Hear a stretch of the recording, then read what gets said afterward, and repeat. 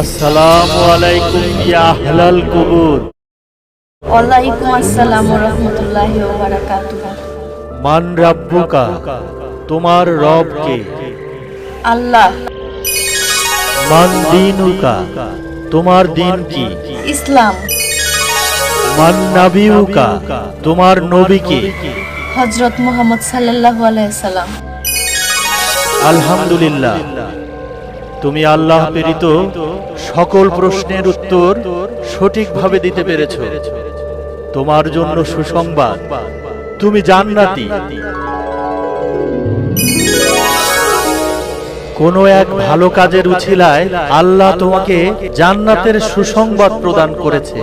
তোমার জন্য কবর থেকেই জান্নাতের দরজা খুলে দেওয়া হয়েছে। আলহামদুলিল্লাহ।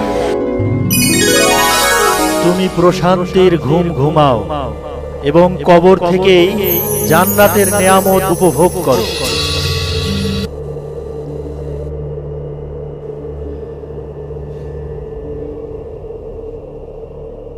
নামাজ বেহেশতের চাবি, যা তুমি দুনিয়া থেকেই অর্জন করে এসেছো।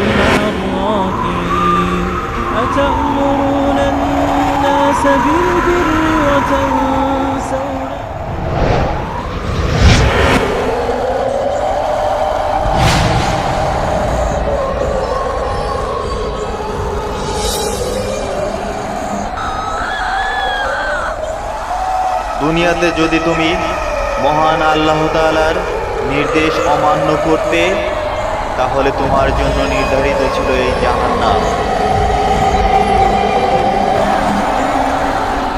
যেহেতু তুমি মহান আল্লাহ তাআলার সকল নির্দেশ পালন করেছো, তাই মহান আল্লাহ তাআলার রহমত স্বরূপ এই জান্নাত।